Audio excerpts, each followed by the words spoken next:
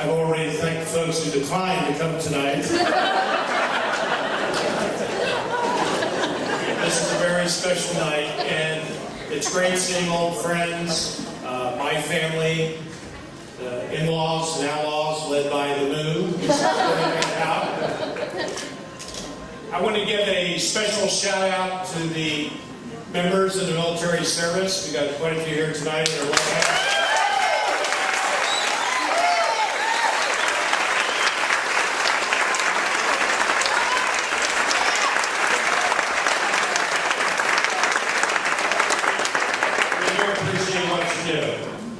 And I want to give a special thanks to Jeannie and the extended Fury family here, first and foremost for making Janet welcome in the family well before tonight.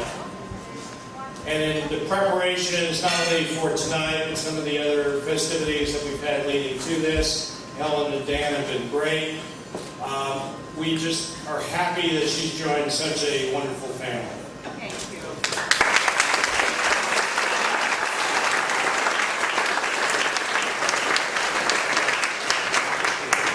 A few words. I was just going to give a quick toast.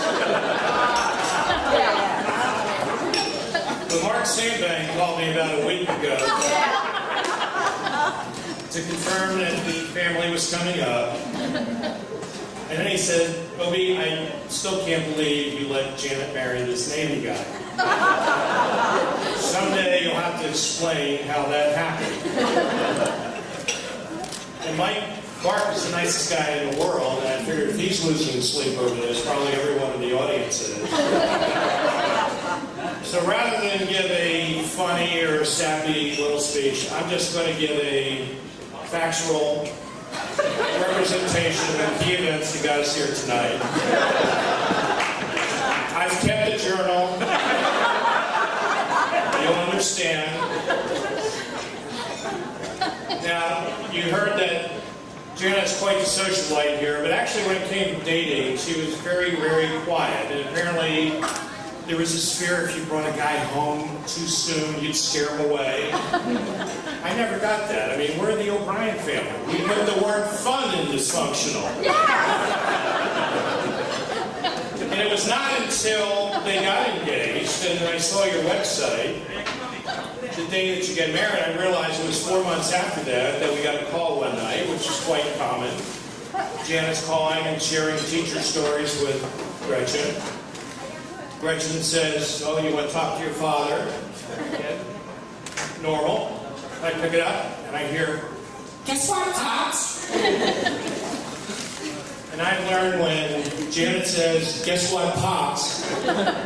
It's like an IRS agent saying, are you Mr. O'Brien? I'm waiting for the shoe to drop, and she says, I'm dating a guy in the Navy.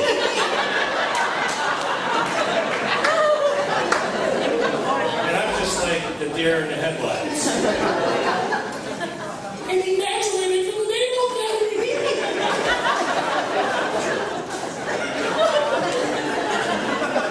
And my heart just stopped. I said, Janet, you're killing me. I'm rolling over in my grave.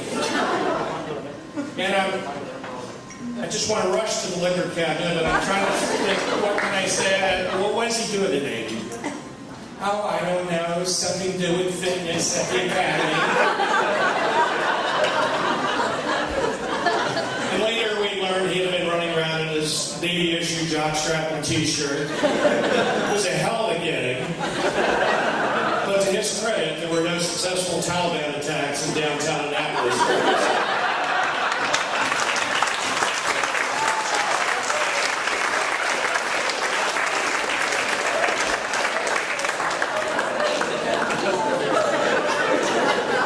Shock and don't know what to say, but I want to get off the phone. So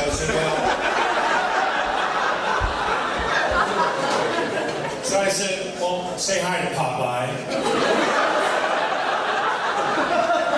I didn't know his name. Didn't really care.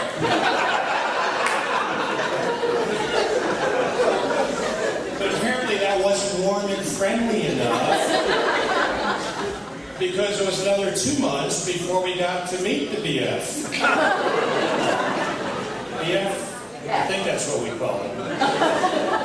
Anyhow, the negotiating committee decided it had to be at a neutral venue. So we went to a casual restaurant for Bobby's birthday in the middle of August. We got there on time, which means we got there early. And about 10 minutes later, door flies open and in walks Janet looking like Jessica Parker in Sex and the City. She's ravishing, she's smiling, deep red lipstick, a fluorescent yellow coat, shopping bags in either hand. She's happy. And there's no guy. And about 30 seconds later, the door opens slowly again. And in walks this guy with his chin down to his chest, his eyes looking around like he's going into an ambush. And I figured this must be the guy. So I walked over, being a friendly guy that I am, in my freshly starched Go Army Be Navy t-shirt. I stuck out my hand, I said, "Hello, Popeye." His chin still down, he looks up, he mumbles, "Hello, sir." "Must have been tough landing in Normandy."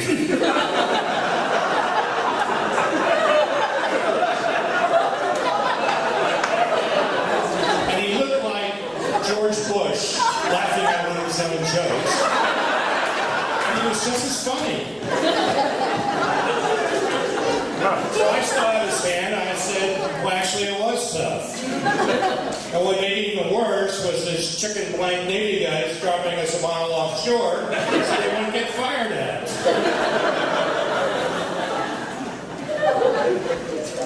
So I figured I'm being a sensitive kind of guy. He probably doesn't want to stay. He's going to be uncomfortable. So I thanked him for bringing Janet, dropping her off. I said we'd get her home from there. I didn't want to go away hungry, so I gave him a bag of food. And in the bag was a carton of goat cheese, and a box of water wafers, and a container of fried squid. I mean, this is like graduation dinner at Canoe U.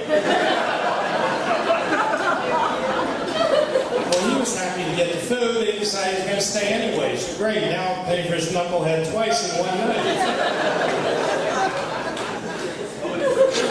So, hostess has us seated, the waitress takes her order, she brings out the drinks, she puts down the napkins with the U.S. Military Academy emblem on it. And suddenly, he was like the deer in the headlights. And I said, "I like this place." And Janet's just eating this up. She's laughing, she's giggling, she's got her arm wrapped around his, she's looking at him adoringly. And I thought, my God. Our first grandkid could be a son of a bitch.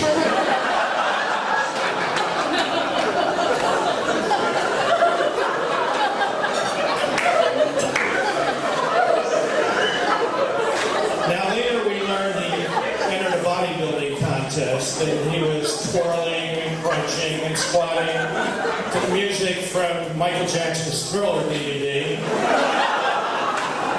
Suddenly I wasn't thinking about grandchildren any longer.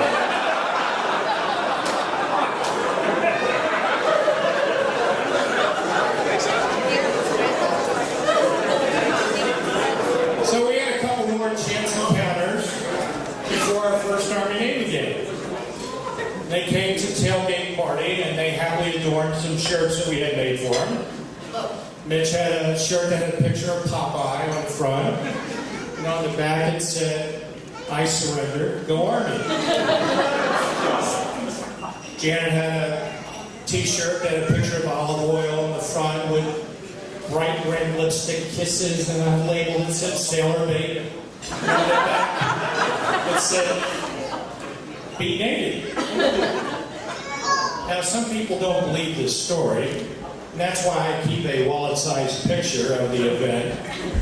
Michael, could you hold up the picture?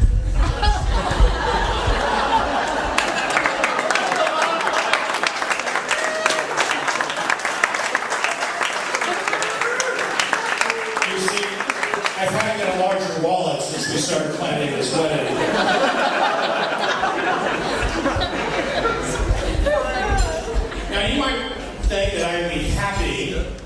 less than 4 months after we met, this lieutenant surrendered, and then someone reminded me under the Geneva Convention, I had to treat prisoners humanely, and I suddenly wondered who really won this war here.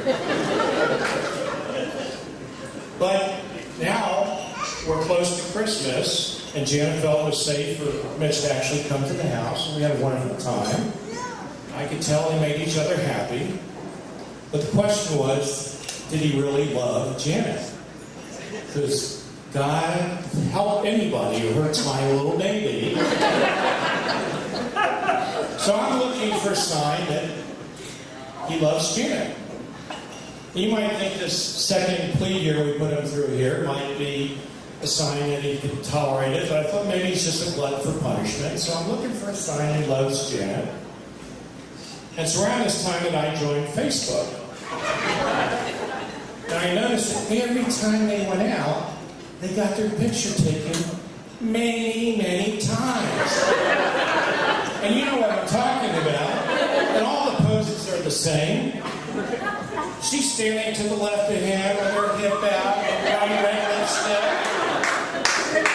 He's standing with his hands folded in front of him with a smile. But then I noticed there about every 15, 20 pictures or so, his expression was like this. And it looked like his eyeballs were going to pop right out of his sockets. And he's got this expression on his face like he hadn't had a bowel movement in 3 weeks. And I thought, that's his military training kicking in. It's like when they put prisoners of war in front of enemy TV. He's saying, I really don't like this, but I'm doing it because I love Janet. So now I'm thinking, okay, he loves Janet, you know. So the next step is he committed for the next step? And only that's something that, you know, they can figure out themselves. One day I get an email at work that says, I'd like to take you and Mrs. O'Brien to dinner Friday night. And I responded, well, if you're returning Janet, there's a restocking fee.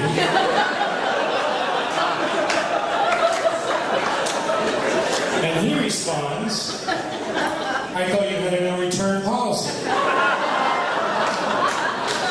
Now, anyone who knows me, who would think that I would have a no-return policy for Janet? But we met anyway. It was a wonderful restaurant in the middle of an industrial park. The cement trucks on either side. I thought I was going to be joining Jimmy Hoffa here. And he says, you can probably guess why I asked you here. But let me go through my spiel. And he explained that he'd been giving us a lot of thought. And he wanted our permission to marry Janet. Now Gretchen starts banging her wrists together. She looked like one of those monkeys, you know, with the organ right. And I said, well, have you asked her yet? And he says, no. He says, getting a ring tomorrow. I got this elaborate plan to get her picked up by a limo on Sunday and make her think that it's an early birthday surprise. I said, well, can I get back to you on that? And he just looks at me and says, well, I guess, but yeah, I wish you could let me know soon. I need to know whether or not to pick up that ring or not. Now, I had forgotten that when Gretchen played in the National Hockey League, she was a face-off specialist, and she starts elbowing me. Say yes, say yes, say yes. But on my own, I said, of course. And I stuck out my hand, welcomed to the family, and pulled him over to the marriage line. Yes.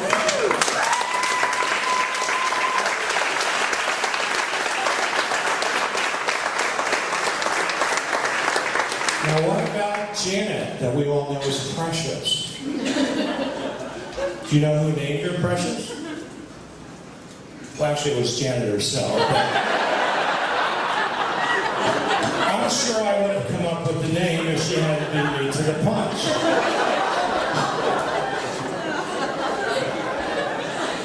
Janet has always been Daddy's little girl, and she's always looked for our approval and our advice.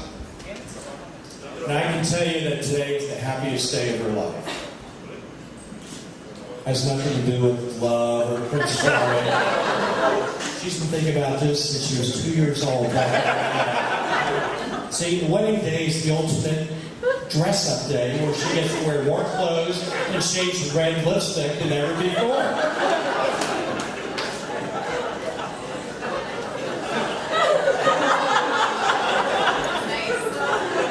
Now, I had a significant birthday not too long ago, and the kids gave me some wonderful gifts. One of them was a professionally put together book of letters and pictures, letters to kids, family members, friends, and all. And Janet's letter was the longest and gushing. It was just very wonderful, and a lot of thought put into it. And the second present was a DVD of yet more pictures. From my early childhood to meeting Gretchen. It was organized in chapters of my life. And each chapter had a theme song. And the theme song for Pictures of Janet was Wind Beneath My Wings. Janet thinks I'm the wind beneath her wings. Took a lot of wind to keep that birdie flying. A lot of wind. But it sure was fun to watch her soar. Now, I can tell you lots of wonderful things, but you already know what a wonderful daughter and sibling and friend she is. But the one thing that's always inspired me, and what I admire about Janet, is how much she loves and influences young kids. Even as a young kid herself, babysitter. Kids used to come across the street next day, is Janet there? She's been a babysitter and nanny, where she's been treated like part of the family. And don't even get me started on teacher stories. I mean, she's just amazing. And I can tell you right now that if they ever have their own little Precious or son of a bitch, they'll be the luckiest kids in the world. Now, Janet was more ready to get married, but she also started to get cold feet at the end.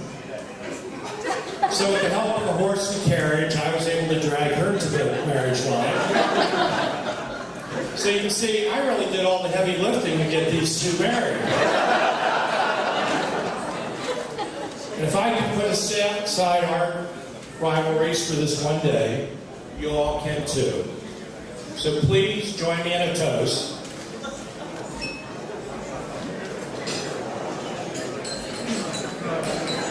For many, many years of love and happiness, to Mr. and Mrs. Mitch and Janet Fury.